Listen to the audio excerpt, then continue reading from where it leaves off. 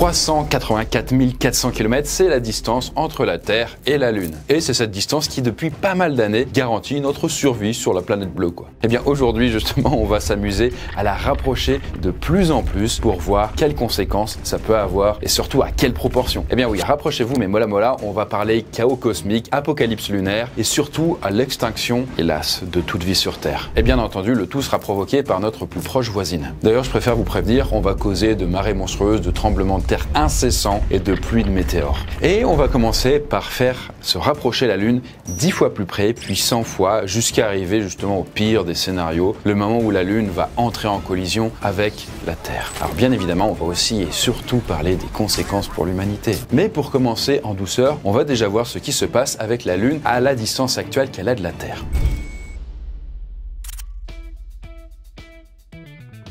Déjà, si vous êtes abonné à la chaîne Poisson Fécond depuis plusieurs années, vous savez que j'ai déjà parlé de la Lune à plusieurs reprises. Mais bon, aussi de la planète Terre, en long, en large, en travers, en diagonale, en équilatéral, on sait plus quoi. Par exemple, si tout l'air de la planète disparaissait pendant 30 secondes, et si la Terre s'arrêtait de tourner. Énormément de sujets qui ont tous fait partie de la même série de vidéos, les 360 secondes. Et bien justement, j'ai le plaisir de vous annoncer que grâce aux éditions Le Duc, ces différentes vidéos ont été adaptées à l'écrit dans un superbe bouquin. Il y a quelques mois maintenant, on sortait ce premier livre en collaboration avec Le Duc et où je racontais dedans les aventures de Gustave. Et du coup, vu l'engouement, on a décidé de sortir un autre opus. D'ailleurs, celui-là est toujours en vente et ils se vendent toujours très bien. Mais bon, comme vous pouvez le voir avec l'exemple, ici les nazis avaient gagné la Seconde Guerre mondiale et où on parle justement de la Lune, aussi parce que du coup, ils sont allés sur la Lune au lieu des Américains. Eh bien, on a retranscrit plein de sujets avec une mise en page adaptée et surtout, on a ajouté de nouvelles et superbes illustrations sur mesure. Et avec ce nouveau livre, Et si la Terre s'arrêtait de tourner, qui est disponible dès à présent en précommande, je vous invite à cliquer sur le lien en description pour vous le procurer. Alors si vous le faites, ça enverra un message fort aux enseignes qui le mettront du coup plus facilement en rayon. Et merci encore pour l'accueil que vous avez réservé à ce livre, donc le Ça fait quoi. Et en tout cas, je suis sûr que l'adaptation des 360 secondes vous plaira tout autant. Quant à nous, on file cette fois-ci pour de bon sur la Lune. Parce que dans la réalité, c'est le 21 juillet 1969, à 384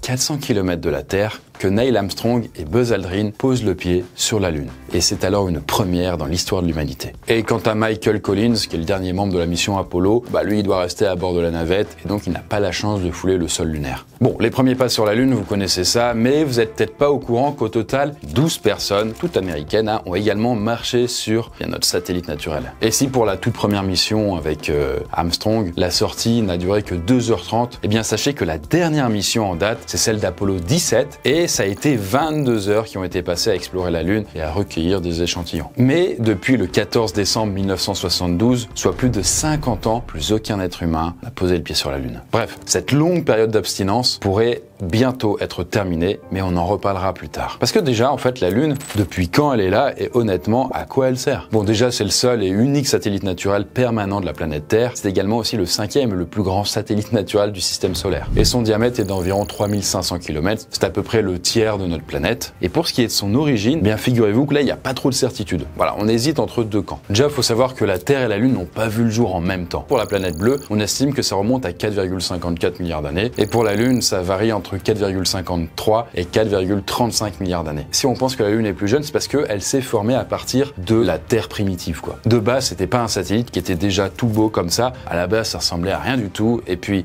avec des morceaux de la Terre, en fait, ça s'est aggloméré et ça a formé ce qu'on appelle la Lune. Et la Lune, en fait, est sans doute issue d'une violente, mais très violente collision entre la Terre et Theia, qui était une protoplanète et qui avait environ la taille de Mars. Et du coup, de cette énorme collision cataclysmique serait née la Lune. Quelques dizaines de millions d'années plus tard, voilà, parce que ça prend du temps. Bonjour, ça va? D'ailleurs, selon plusieurs recherches et de travaux qui datent du début des années 2020, il serait encore possible aujourd'hui qu'il y ait des restes de Theia sous la surface de la Terre. Mais bon, en tout cas, aujourd'hui, s'il y a un truc que la Lune a fait, c'est démarrer. Et en gros, la marée, c'est tout simple. C'est que quand il y a la mer ou l'océan qui est face à la Lune, eh bien, il va être attiré par cette dernière. Même si c'est quelques mètres, ça suffit justement pour faire l'effet de marée. Et ça, bien sûr, ça va être l'un des fils rouges de la vidéo. Et justement, des marées dans notre histoire, il y en a eu des sacrés. En fait, il faut dire qu'en France, on est quand même aux premières loges puisqu'on a les marées les plus fortes d'Europe. Bon, vous avez peut-être déjà entendu parler de l'eau qui remonte à toute vitesse de la baie du Mont-Saint-Michel et qui peut d'ailleurs vous emporter si vous restez là trop longtemps. Parce qu'en effet, si vous vous trouvez sur la baie du Mont-Saint-Michel, l'eau, à ce moment-là, elle peut avancer à 8 km/h, donc faut quand même cavaler quoi. Et entre la marée haute et la marée basse, la mer monte de plus de 14 mètres, ce qui est quand même très impressionnant. Mais en termes de record du monde, en termes de marée, là faut aller au Canada et remonter en 1953, avec une marée qui a atteint la hauteur de 16,60 mètres. C'est un bel immeuble quand même. Mais bon, en parallèle d'avoir un effet sur les marées, eh bien la Lune, elle aide aussi à voir plus clair la nuit. Ce qui est assez étonnant puisque avec ses 384 400 km, elle est à la distance parfaite pour nous offrir des superbes éclipses solaires. Concrètement, elle masque quasiment à la perfection le soleil, comme si les deux faisaient la même taille dans le ciel. D'ailleurs, peut-être pour les plus vieux d'entre vous, vous avez déjà vécu l'éclipse solaire totale qui a pu être observée en France métropolitaine, j'entends, le 11 août 99. Alors à l'époque, on payait encore avec des francs et on pouvait acheter un peu partout des fameuses petites lunettes de protection pour regarder ce phénomène. Bon, ça avait duré à peine quelques minutes, donc fallait pas louper le coche. Si vous avez raté ça, sachez que la prochaine en France, elle aura lieu en 2081. Même si quand même, l'année prochaine, en 2026, il y a un petit truc, une autre éclipse quasi totale. Bon, en tout cas, en parallèle des marées et des éclipses, eh bien la Lune, elle agit aussi comme un stabilisateur. Parce qu'en vrai, sans elle, la Terre aurait une rotation un peu plus bordélique, un peu plus chaotique, quoi. Et ça, bien sûr, c'est un point important pour la suite de notre scénar. Si la Lune se rapprochait beaucoup plus de la Terre, est-ce qu'on aurait toujours des éclipses? Est-ce que les marées deviendraient plus dangereuses? Est-ce qu'il y aurait plus de chances d'avoir des catastrophes naturelles? Eh bien, on voit ça tout de suite avec la Lune 10 fois plus proche que dans notre réalité. Dans notre dystopie, ça y est, la Lune est maintenant à seulement 38 440 km de la Terre. En vrai, là, je voulais rapprocher de la Terre 10 fois plus proche, sauf que dans la réalité, sachez que c'est plutôt l'inverse. La Lune a tendance à s'éloigner de la Terre. Après, ça s'éloigne très lentement. En fait, tous les ans, la Lune s'éloigne de quelques centimètres de la Terre.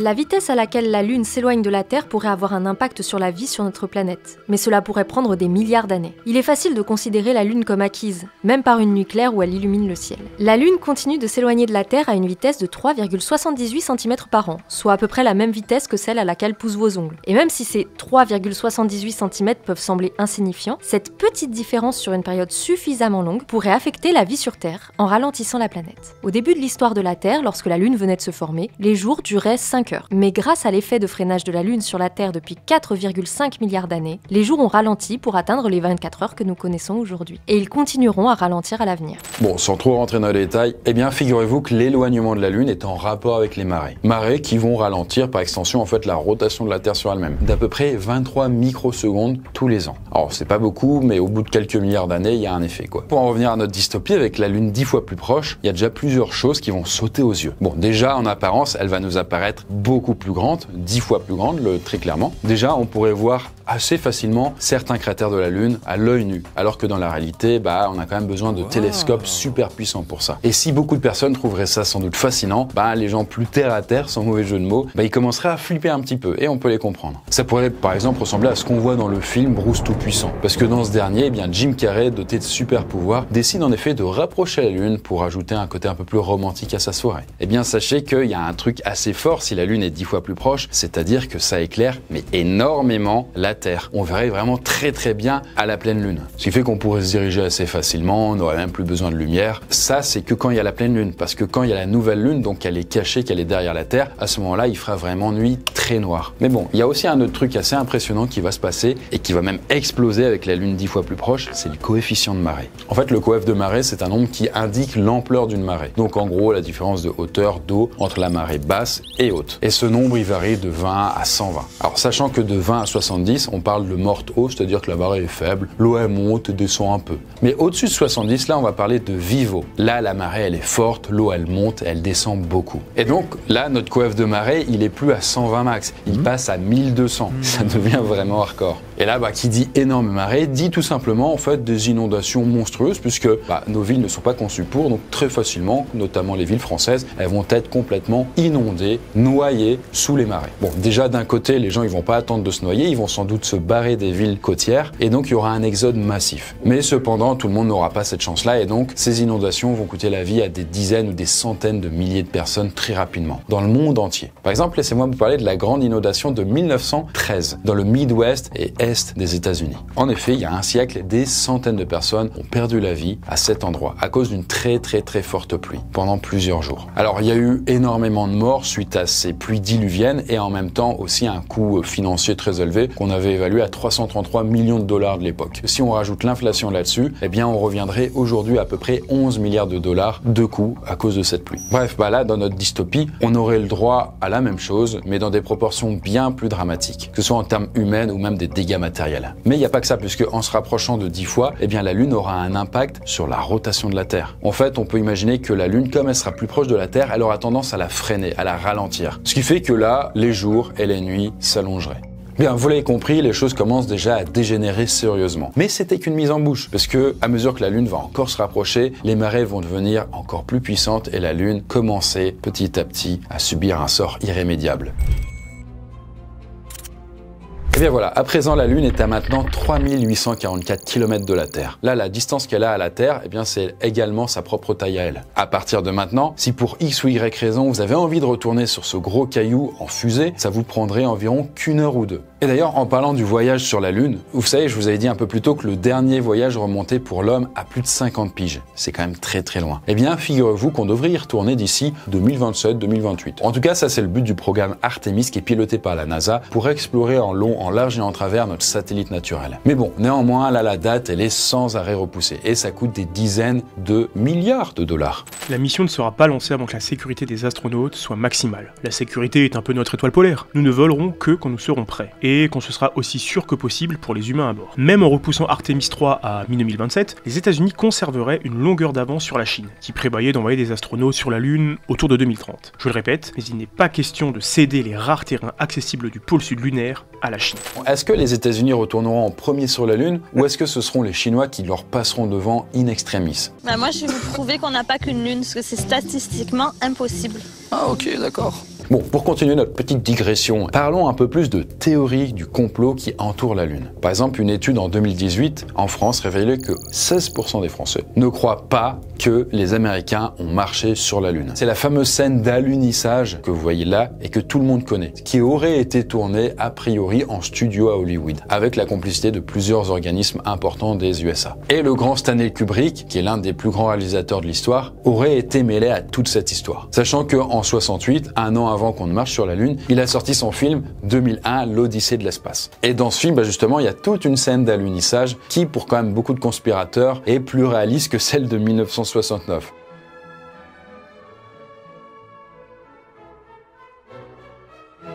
En tout cas là, dans notre dystopie, l'urgence n'est vraiment pas de retourner sur la Lune. Non, là l'urgence c'est que l'humanité s'en sorte à peu près. Voilà.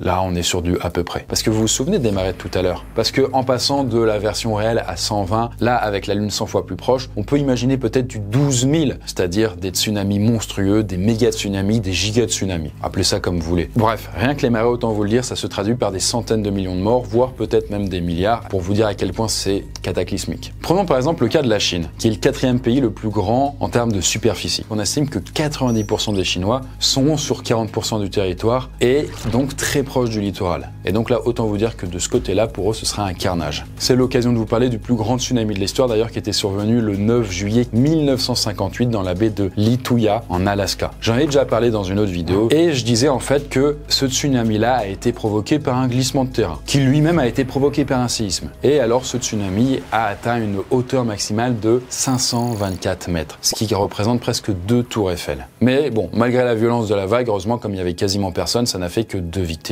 Mais c'était vraiment impressionnant. En plus des dégâts liés à l'eau avec cette lune-là, eh bien évidemment, il y aura aussi des séismes et des éruptions volcaniques qui vont se multiplier à la pelle. Puisque comme la Lune est plus proche, c'est vrai qu'elle attire l'eau vers elle, ça crée un bourrelet. Toutes les choses qui sont liquides seront également attirées, ce qui est aussi le cas de la lave qui se trouve sous la croûte terrestre. Ça créera des éruptions volcaniques cataclysmiques. Mais une chose qui est encore plus dangereuse d'ailleurs que tout ce que je viens de raconter là, c'est le passage de la limite de Roche. En fait, c'est le nom du gars qui avait inventé ce truc et il s'appelait Édouard Roche. Il a théorisé ça en premier. En fait, la limite de Roche, c'est la distance théorique en dessous de laquelle un satellite commence à se disloquer. C'est-à-dire que s'il est trop proche en fait de sa planète, il se défait. Déjà, il faut prendre beaucoup de choses en compte, comme la composition du satellite, sa déformation, etc. Donc c'est un peu dur de savoir à quelle distance la Lune se disloquerait, mais il est à peu près sûr que là, dans notre scénario, on atteint cette limite. Le premier effet, c'est qu'il y aura pas mal de petits morceaux de Lune qui vont commencer à se détacher du satellite, et on aurait alors quelque chose qui ressemblerait à Saturne. Pas mal de morceaux de la Lune commenceront commenceront à se détacher et ils vont être plutôt sages, ils vont pas tomber sur Terre. Et ils vont commencer plutôt à être satellisés autour, donc à former un anneau autour de la Terre, et donc la Terre ressemblerait un peu à Saturne. Donc regardez à quoi ça ressemble si on avait des anneaux d'ailleurs sur Terre,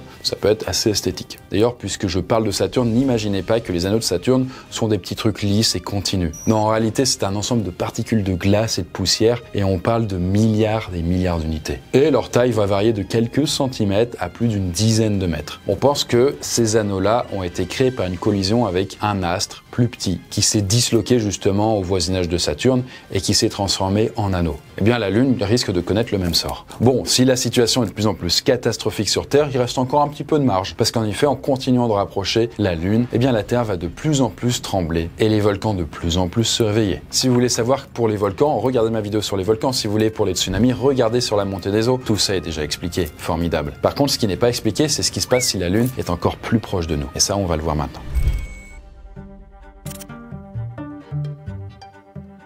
À présent, la Lune est maintenant à 1537 km, ce qui est 250 fois plus proche que dans la réalité. Vous voyez, là, elle est quasiment collée à nous, quoi. C'est aberrant.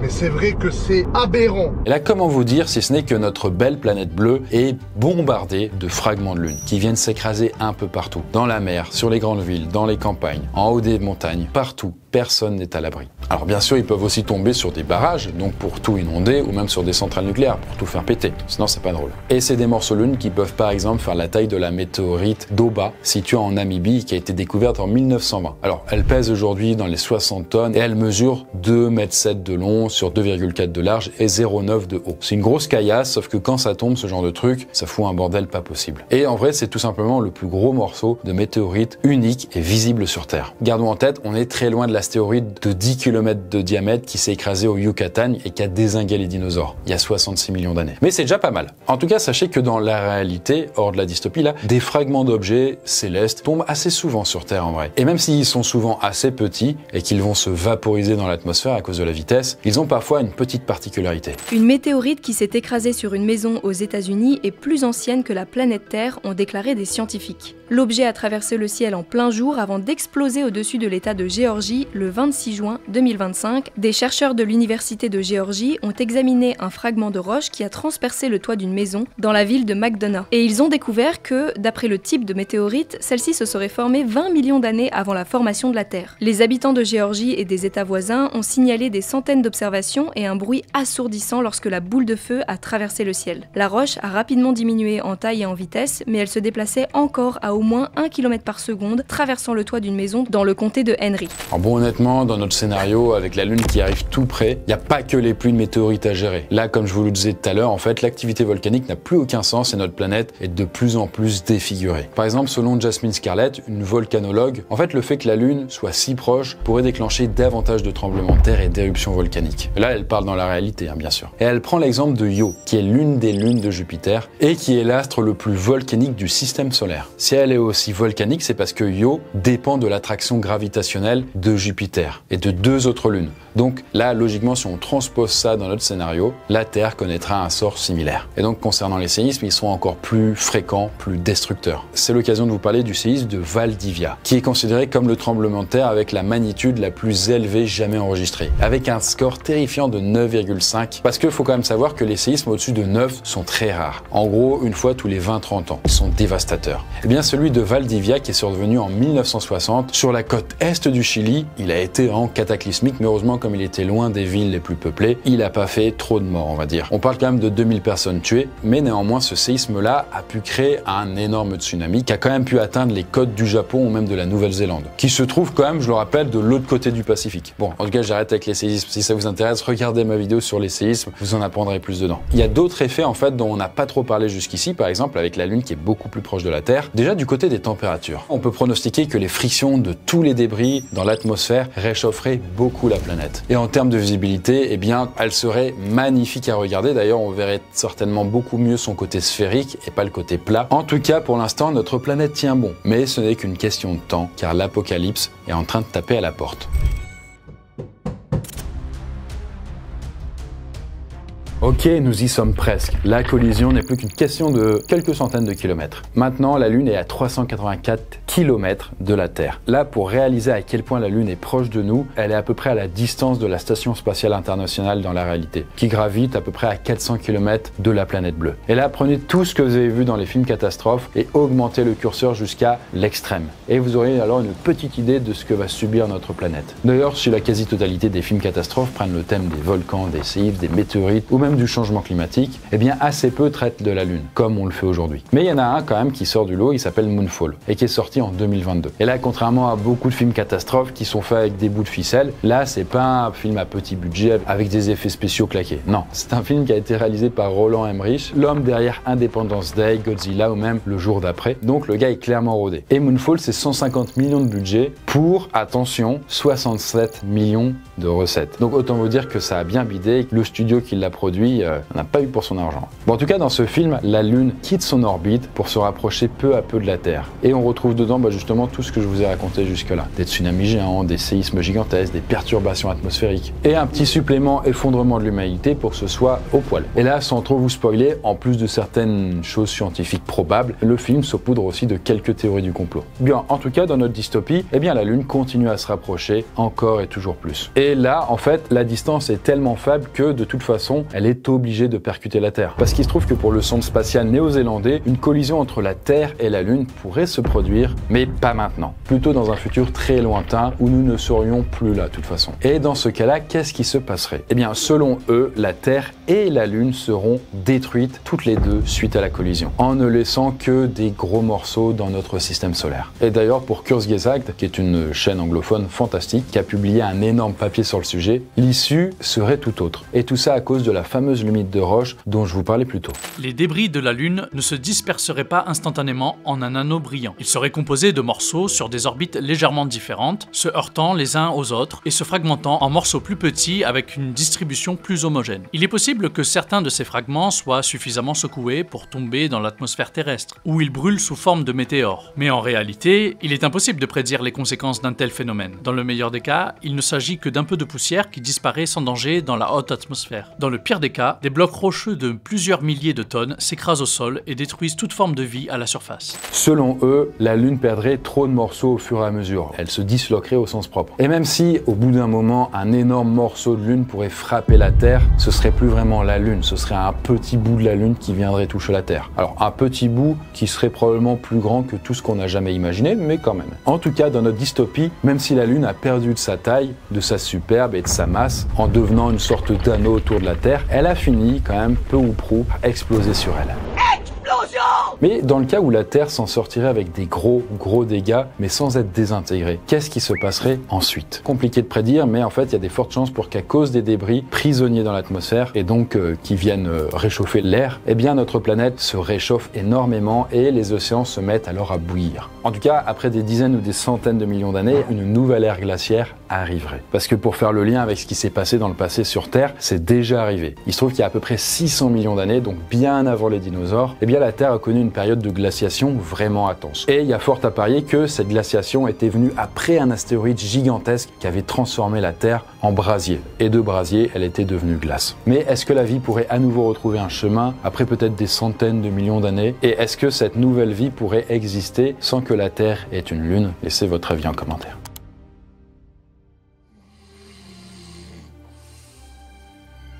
J'espère en tout cas que cette vidéo vous a plu. Évidemment, vous inquiétez pas, la Lune ne va pas s'écraser sur Terre, en tout cas pas dans les heures qui viennent.